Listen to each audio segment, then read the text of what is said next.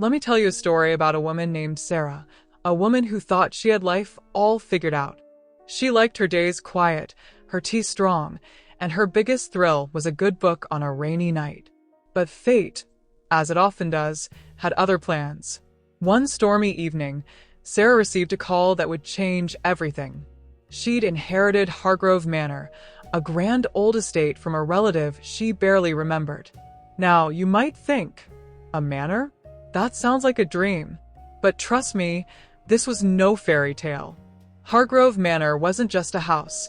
It was a place where shadows moved on their own, where whispers echoed in empty rooms, and where something ancient and hungry waited in the dark. Sarah was about to learn that some inheritances come with more than just dusty furniture and creaky floors. They come with secrets, monstrous ones. So, settle in, dear listener, because this is the tale of how Sarah survived what lurked within those walls and found something unexpected along the way. It was a dark and stormy night when Sarah Thompson's life took a turn she never saw coming. The wind screamed outside her cozy apartment, rattling the windows like an impatient guest. She sat in her worn armchair, a cup of tea cooling in her hands, when the phone rang. The voice on the other end was crisp, professional, and carried a weight that made her sit up straighter. "Miss Thompson, I regret to inform you that your great-uncle, Reginald Hargrove, has passed away," the man said. Mr. Jenkins, he called himself, a lawyer tasked with delivering the bombshell. Sarah blinked, her mind scrambling to place the name. Reginald Hargrove. She vaguely recalled a tall, shadowy figure from her childhood, a man who'd shown up at a family gathering once, all stern glances and whispered rumors. He'd lived alone in some grand, crumbling manor, a recluse the family barely mentioned. "I'm sorry to hear that," she said, her voice calm despite the odd flutter in her chest. "There's more," Mr. Jenkins pressed on. "You're named as the sole heir in his will. You've inherited Hargrove Manor and everything inside it." The words hung in the air like a fog. Sarah's tea went cold as she processed it. An inheritance? From a man she'd barely known? "Are you sure there's no mistake?" she asked, ever the practical one. "No mistake, Miss Thompson. It's all yours. But there's a catch. You have to live there for a year to claim it fully." Live there? Sarah's life flashed before her. A steady job at the library, quiet evenings with books, a small circle of friends who'd become her anchor. But a manor? That was the stuff of novels, not her reality. "I'll need to think about it," she said, buying time. "Take your time," Mr. Jenkins replied. "Just know the place hasn't been touched in years. It might need some work." When the call ended, Sarah sat in the dim glow of her lamp, the storm raging outside mirroring the chaos in her head. By morning, she decided. She'd take a leave from work and move to Hargrove Manor. It was a wild, reckless choice for a woman who liked her days predictable, but something tugged at her, a whisper of adventure she couldn't ignore. Packing was a blur, clothes, books, a few keepsakes from a life that suddenly felt too small. As she zipped her suitcase, she wondered, why me? What did Reginald see in her that she didn't? Before leaving, she hit the library for answers. Old newspapers painted a picture of Hargrove Manor, a grand estate from the 1800s, built by Reginald's grandfather, a tycoon with a flair for extravagance. It had dazzled in its prime, but time and neglect had turned it into a ghost of itself. There were rumors too, shadows in the windows, odd noises, folks who'd visited and never quite seemed the same. Sarah chuckled at the melodrama. "Small towns and their tall tales," she muttered, brushing it off. The drive was a trek through twisting roads and thick woods, the sky bruising into dusk as rain speckled her windshield. When the manor finally loomed into view, it stole her breath. It was massive, spires piercing the clouds, stone walls cloaked in ivy, but it sagged under years of decay, like a grand dame past her prime. Sarah stepped out, the air damp and heavy. She fumbled with the key Mr. Jenkins had mailed her, and the front door groaned open. Inside, the foyer stretched up to a chandelier draped in cobwebs, dust swirling in her wake. She wandered room to room, awed by the faded opulence, ornate chairs, portraits with eyes that seemed to follow her. In the library, she stopped short. A painting of Reginald stared down, his face all sharp angles and secrets. A plaque beneath it read, Reginald Hargrove, Guardian of Secrets. Secrets, huh? Sarah said aloud, half amused. What were you hiding, old man? That night, she picked a guest room, the bed creaking under her weight. The storm hadn't let up, and the house answered with its own symphony of creaks and sighs. Sleep eluded her, every gust of wind sounding like a voice, every shadow twitching like a threat. Get a grip, Sarah, she scolded herself, but the unease clung like damp cloth. Morning brought resolve. She started in the attic, digging through boxes of yellowed letters and photos. Then she found it, Reginald's journal, leather-bound and heavy with intent. The pages crackled as she turned them, revealing a man obsessed. He wrote of rituals, of forces beyond this world, of something he'd called forth. One line stopped her cold. I've opened a door, and it watches me. It's beautiful and monstrous, and I fear I've bound it to this place. Sarah's hands trembled. A door? A monster? She wasn't one for ghost stories, but this felt too real. Journal in tow, she headed for the basement, where Reginald's words hinted his work had begun. The door was locked, but a key from a study fit perfectly. The stairs creaked as she descended, the air turning icy, the silence oppressive. At the bottom, she found it, a circle of stones, symbols carved deep, pulsing with an energy she couldn't name. She stepped closer, and a whisper slithered through the dark. Sarah? She whirled, heart hammering, but the room was empty. Who's there? She demanded, her voice echoing. No answer, just the whisper again, soft and insistent. Before she could process it, a crash exploded upstairs. She bolted back, finding a vase in pieces on the foyer floor. No wind, no nudge, just broken clay and a question. How? As she swept up the shards, her mind raced. This wasn't just a house. It was alive, awake, and it knew her name. Oh, before I go on, I say, breaking the tale for a heartbeat, I've got to thank you all. Our channel's growing faster than a weed in spring, and it's because of folks like you who love these wild stories. If you haven't subscribed yet, hit that button and stick around for more. Now, back to Sarah. She had no idea what she'd just stepped into. The whispers, the crash, they were just the start. Whatever Reginald had left her, it was waking up, and Sarah was about to find out how deep this rabbit hole went. Sarah stood in the dimly lit foyer of Hargrove Manor, clutching a broom as she stared at the remains of the shattered vase from the night before.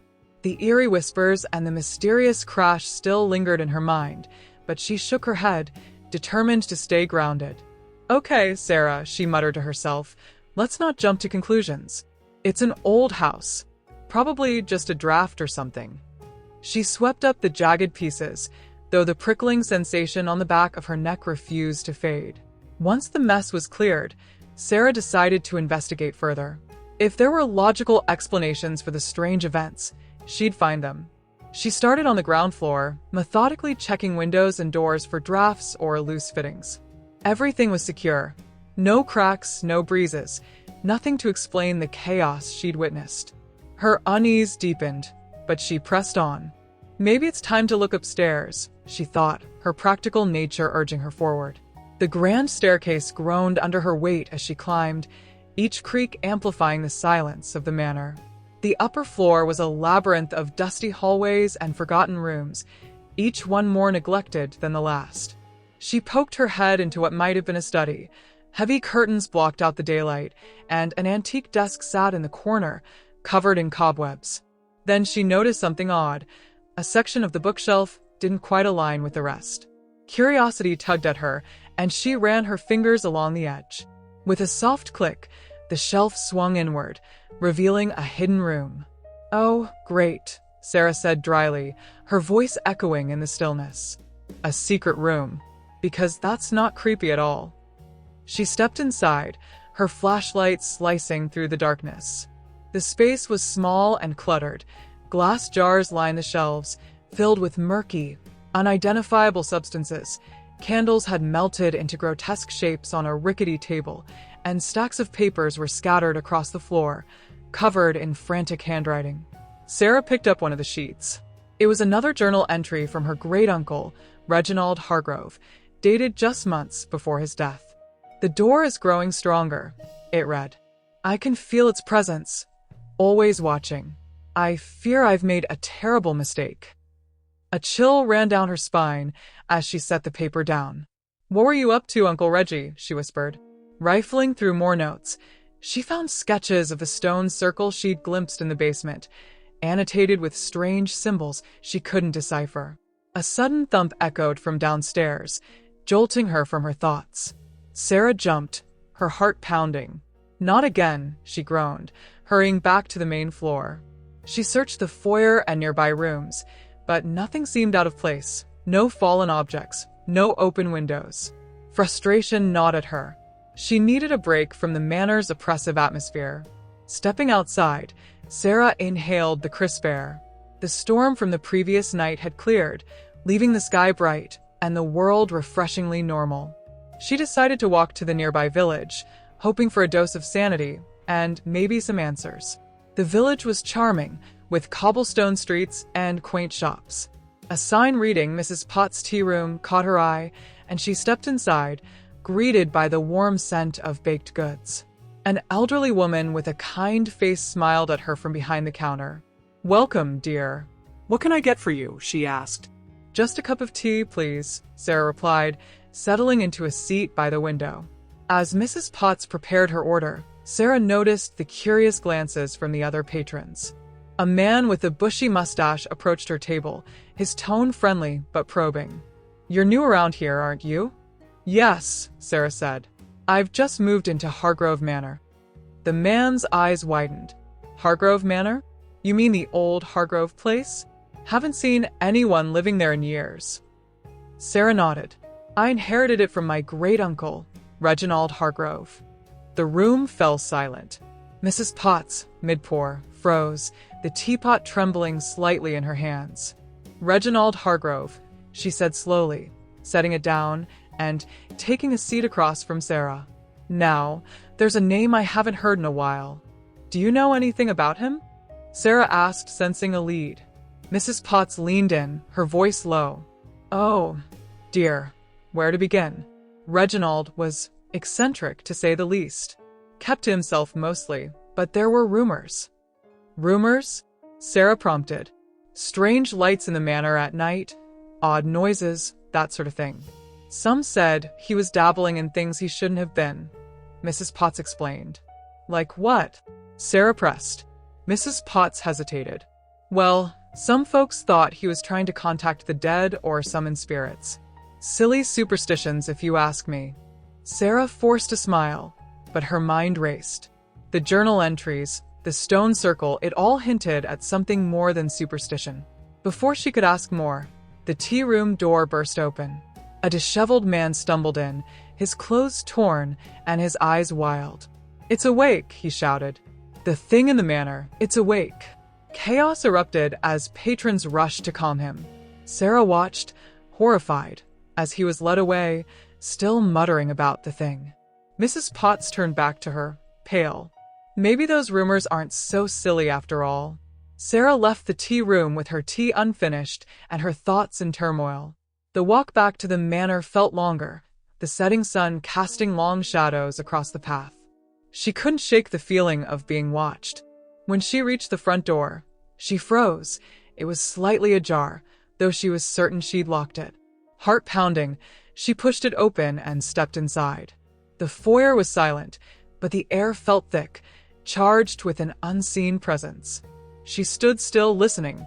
Then, from the depths of the manor, it came again, that whisper, soft and insidious. "Sarah?" Her blood turned to ice. This time, there was no mistaking it. Whatever lurked in Hargrove Manor knew her name, and it was calling to her. Sarah's heart pounded as she stood in the grand foyer of Hargrove Manor, the eerie whisper from her trip to the village still ringing in her ears. It had called her name, soft and insistent, and now she was determined to face whatever lurked within these walls. "All right, whatever you are," she said, her voice cutting through the stillness. If you want to talk, let's talk. She tried to sound brave, but the tremor in her hands betrayed her. The air buzzed with a strange energy, though no reply came. Steeling herself, Sarah marched toward the basement, where she'd first heard the whisper. The old door groaned as she pushed it open, and she descended the creaky stairs, her flashlight casting shaky beams across the damp stone walls. There, in the center of the room, stood the mysterious stone circle she'd found earlier, its carved symbols glowing faintly in the dark. "What did you do, Reginald?" Sarah muttered, running her fingers over the strange markings. Her great-uncle's journal had hinted at bizarre experiments, but this felt like stepping into one of his nightmares. A sudden chill swept through the basement, and the symbols flared bright, bathing the room in an otherworldly glow. Sarah staggered back as her flashlight flickered. Then, a voice, deep, resonant, and unmistakably not human, rumbled through the space. "You are not Reginald." "No kidding," Sarah shot back, swallowing her fear.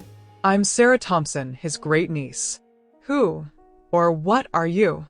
"I am the guardian of this place," the voice replied. "Bound here by your ancestors' folly." "Bound?" Sarah asked, frowning. "What do you mean?" "Reginald sought power beyond his understanding," it said. "He opened a door to my realm, but he could not control what came through. I am trapped here, and so are you." Sarah's stomach twisted. "Trapped?" What are you talking about? "The manor is sealed," the voice intoned. "None may leave until the debt is paid." "What debt?"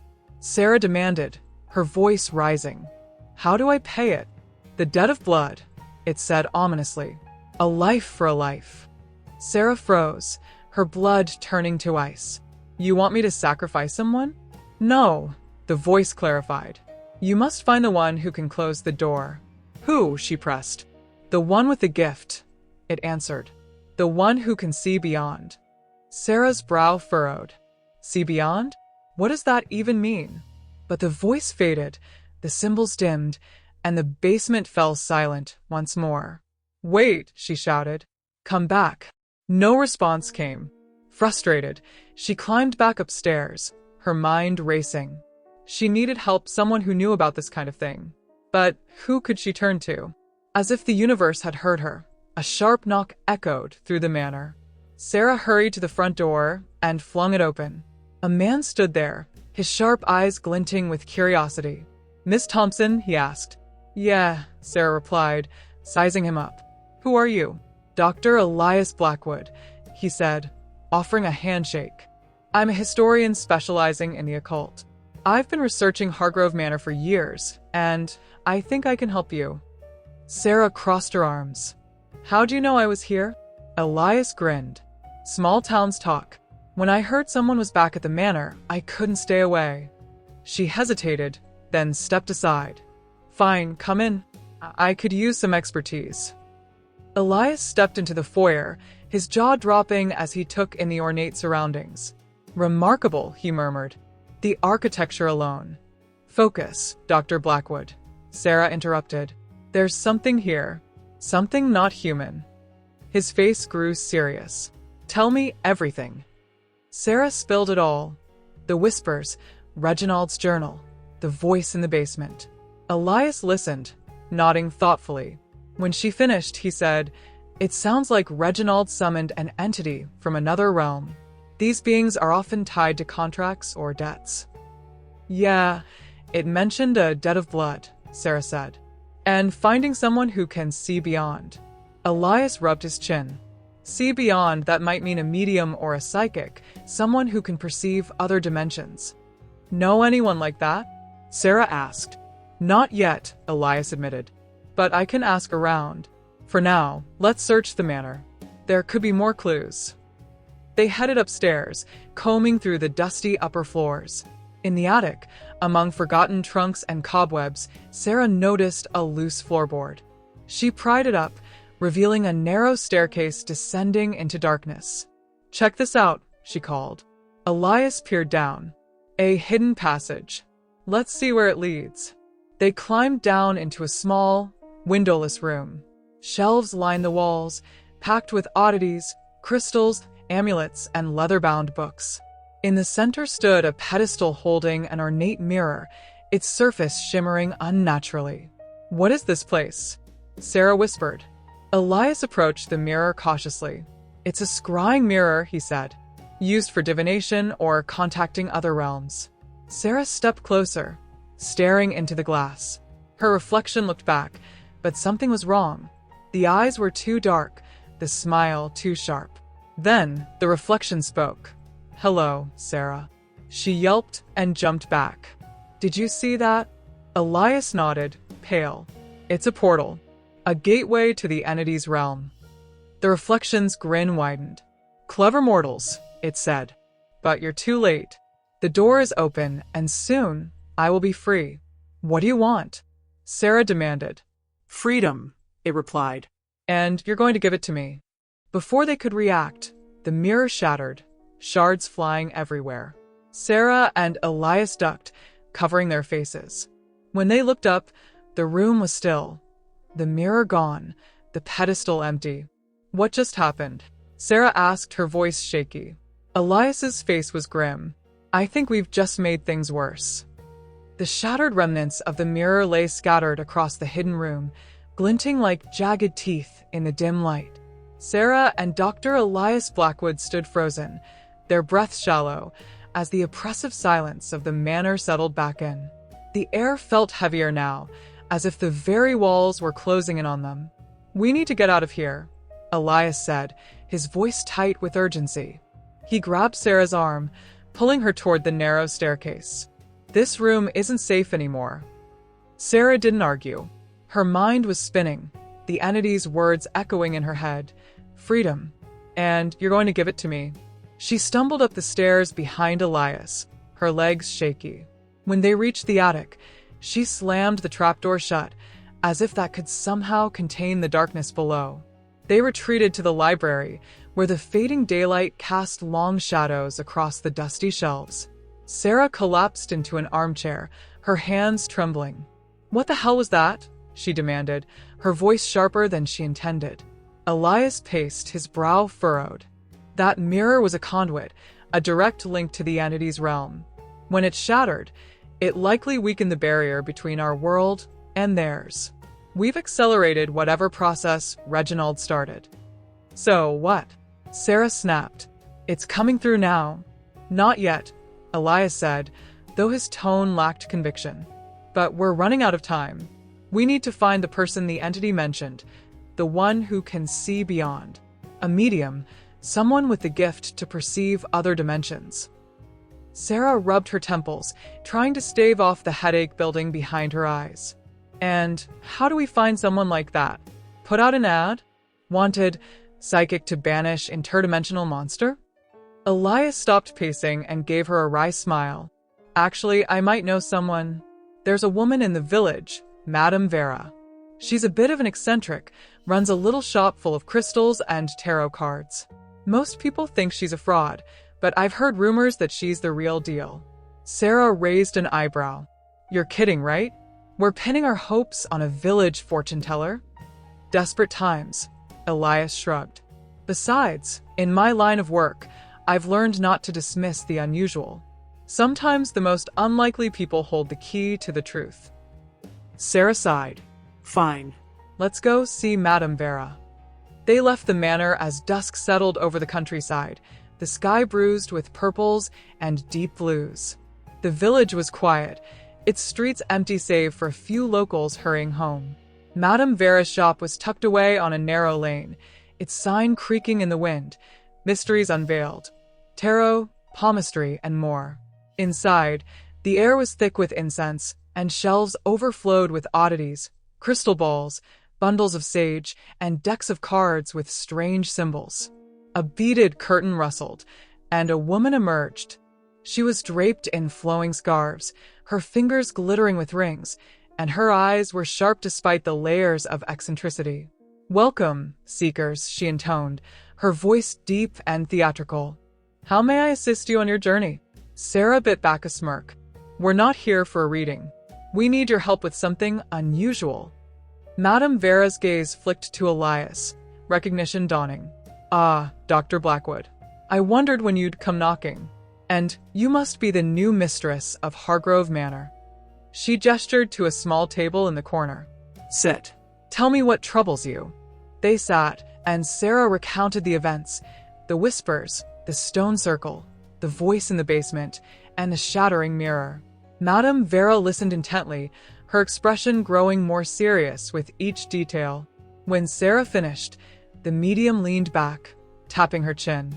You've stirred something ancient, my dear. Something that should have remained dormant. Can you help us? Elias asked.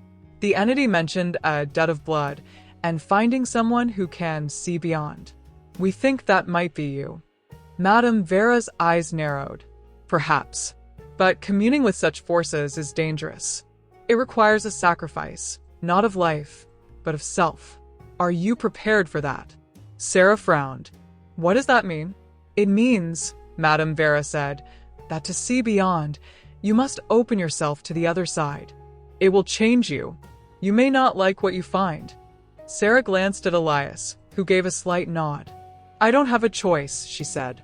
This thing is in my home, and it's not going away on its own. Very well, Madame Vera said, rising from her seat.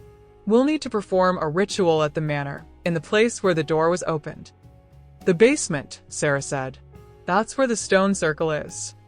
Madame Vera gathered supplies, candles, chalk, a small dagger with a jeweled hilt.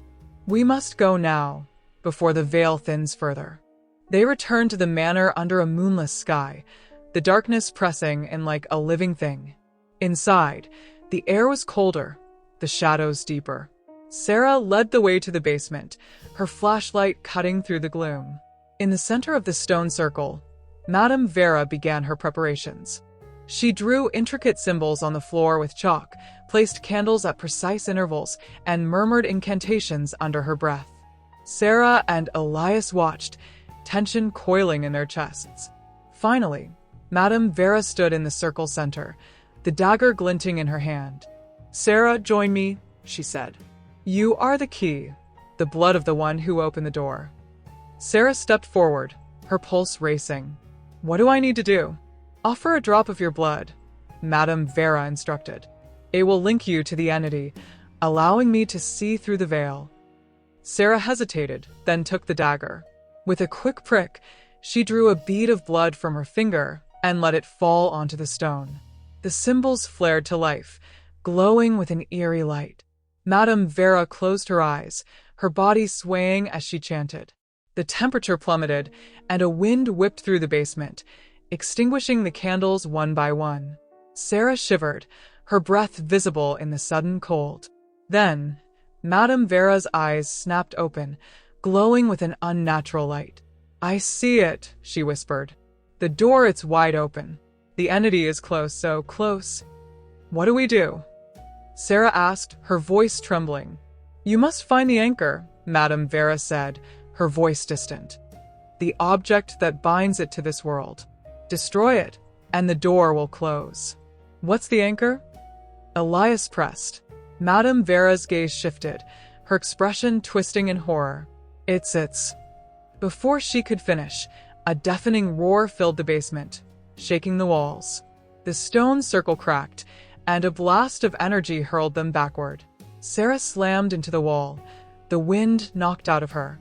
When she looked up, the basement was in chaos. Stones toppled, candles scattered, and Madame Vera lay crumpled on the floor, unconscious. Shit. Sarah scrambled to her feet, rushing to the medium's side. Madame Vera, are you okay? Elias checked her pulse. She's alive, but we need to get her out of here. They carried her upstairs, laying her on a couch in the library. Sarah's mind raced. She said something about an anchor. We need to find it. Elias nodded. It's likely something Reginald used in his rituals, an object infused with the entity's energy. But what? Sarah asked. The manor is full of junk. It could be anything. Think, Elias urged. What have you seen that stands out? Something that doesn't belong. Sarah's thoughts flashed to the hidden room, the journals, the strange artifacts. Then it hit her. The mirror. It shattered, but maybe there's a piece left, something we missed. They hurried back to the attic, descending into the hidden room. The floor was still littered with glass, but in the corner, partially hidden under a fallen shelf, was a shard of the mirror, its surface pulsing with a faint, unnatural light. "There," Sarah said, pointing. "That has to be it." Elias approached cautiously. "If we destroy this, it might sever the connection." "But how?" Sarah asked. "It's already broken." "Fire," Elias suggested. "We need to melt it down completely." They gathered the shard and took it to the manor's old forge, long disused but still functional.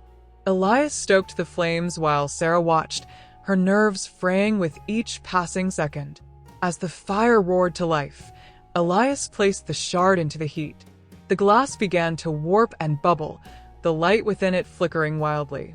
Then, with a piercing shriek, the shard exploded, sending a shockwave through the manor. The walls trembled, and from the depths of the house, a furious howl echoed. Sarah clutched her ears, the sound reverberating through her bones. Did it work? Elias stared at the forge, his face pale. "I think so, but we need to check the basement." They raced back down, bracing for the worst. The stone circle was still, the symbols dark. The air felt lighter, the oppressive weight lifted. "It's gone," Sarah whispered, relief flooding her. "We did it." But as they turned to leave, a faint whisper slithered through the dark. "Not yet, Sarah. Not yet." The whisper lingered in the air like a bad omen, its chilling promise sending a shiver down Sarah's spine.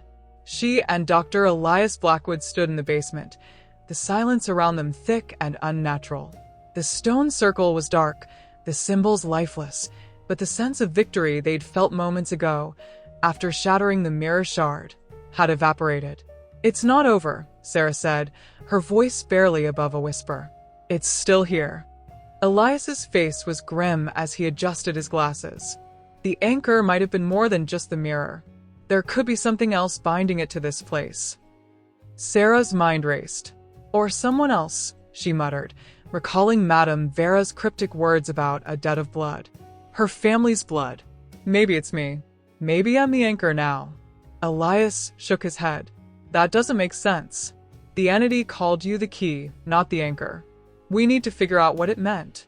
They hurried back to the library, where Madame Vera lay on the couch, still unconscious from the ritual's backlash.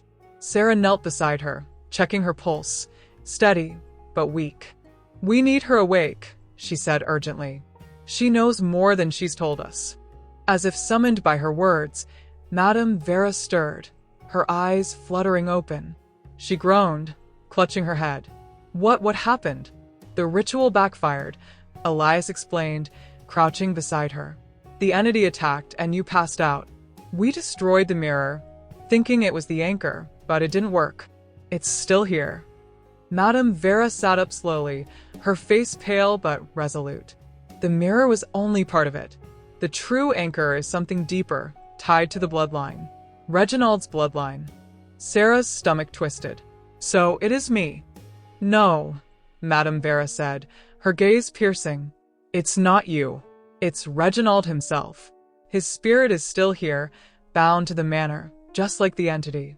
He's the anchor." Sarah blinked, stunned. "His spirit?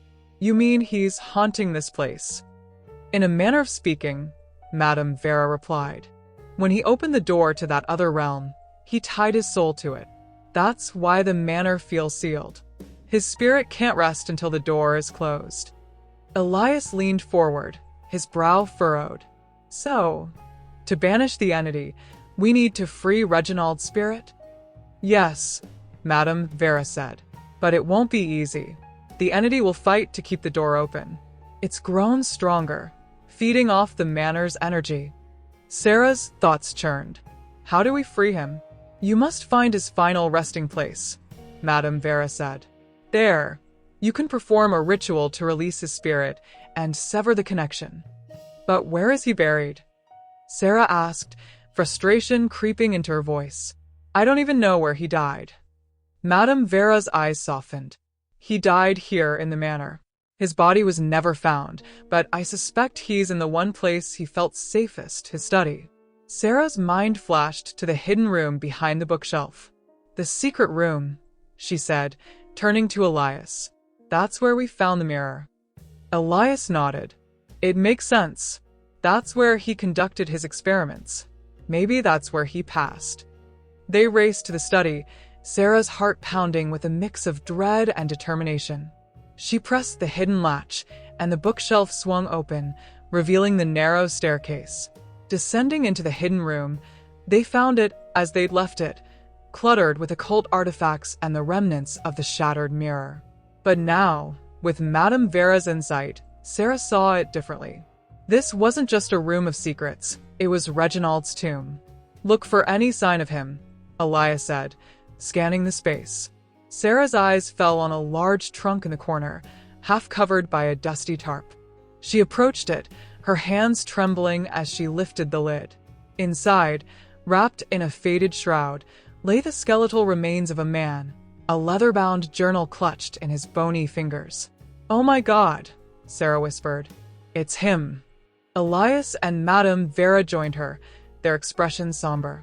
"This is it," Madame Vera said. "We need to perform the ritual here."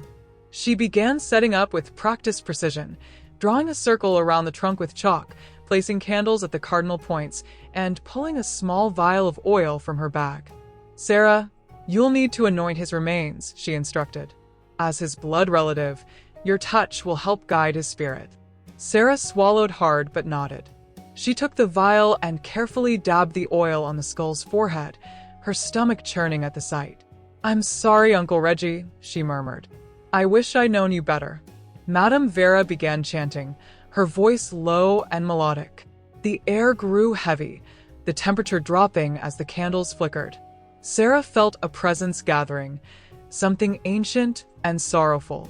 Then, from the shadows, a figure materialized, a translucent apparition of Reginald Hargrove, his face etched with regret. "Sarah," he rasped, his voice like dry leaves. "You came." Sarah's breath caught. "Uncle Reginald? Is that really you?" "Yes," he said. "I've been waiting for someone to finish what I started. I was a fool, meddling with forces I didn't understand. I thought I could control it, but I was wrong." "The entity," Sarah said. "It's still here. How do we stop it?" "You must close the door," Reginald said. "But it requires a sacrifice, a willing soul to seal the breach." Sarah's blood ran cold. "A sacrifice? You mean one of us has to die?" "No," Reginald shook his head. "Not die, but one must stay behind to guard the door from the other side." Elias stepped forward, his jaw set. "I'll do it. I've studied this my whole life. It's my responsibility." "No," Sarah said firmly, grabbing his arm. "This is my family's mess. I should be the one." Madame Vera intervened, her voice calm but commanding. "Wait. There might be another way. The debt of blood isn't about sacrifice, it's about forgiveness. Reginald, you bound yourself out of guilt. But if Sarah forgives you, it could break the tie." Sarah turned to the spirit, her eyes searching his. "Is that true?" Reginald's eyes widened. "Perhaps. But I don't deserve forgiveness. I've caused so much pain." Sarah took a deep breath, steadying herself. "Maybe not, but holding on to that guilt isn't helping anyone. I forgive you, Uncle Reginald, for whatever mistakes you made. Let it go." As she spoke, the room trembled, and a furious roar echoed from the depths of the manor. The entity was enraged, sensing its hold slipping. Madame Vera raised her voice, her chant growing louder and more insistent. The candles blazed brighter, and Reginald's form began to glow. "Thank you, Sarah," he whispered. "Now finish it." With a final, piercing note, Madame Vera completed the ritual. A blinding light erupted from the circle, and Reginald's spirit dissolved into mist. The ground shook violently, and from the basement, a deafening shriek rang out, then abruptly cut off. The manor fell silent. Sarah, Elias, and Madame Vera stood frozen, waiting. Slowly, the oppressive weight lifted, the air warming as if the house itself was exhaling. "Is it over?" Sarah asked, her voice trembling. Madame Vera closed her eyes, sensing the energy. Yes. The door is closed. The entity is gone. Elias let out a breath he'd been holding. And Reginald? His spirit is free, Madame Vera said, a faint smile touching her lips. Thanks to you, Sarah. Sarah nodded, a mix of relief and sadness washing over her. She'd come to Hargrove Manor seeking adventure, but she'd found something deeper, a connection to her family, flawed as it was. A few weeks later, Sarah stood on the front steps of Hargrove Manor, watching as workers repaired the roof and cleared away years of neglect. The house no longer felt like a prison, it felt like home. Elias approached, a grin on his face. You're really staying, huh? Yeah, Sarah said, brushing a strand of hair from her eyes. Someone's got to keep an eye on this place. Besides, I think I've grown attached to it. He chuckled. Well, if you ever need a historian or an exorcist, give me a call. Sarah smiled. I'll keep that in mind. As he drove away, Sarah turned back to the manor, its windows gleaming in the sunlight. She'd faced the darkness within and come out stronger, with a newfound respect for her heritage. Hargrove Manor was no longer a house of horrors. It was a testament to resilience, forgiveness, and the enduring strength of family. And maybe, just maybe, it was where she was meant to be all along.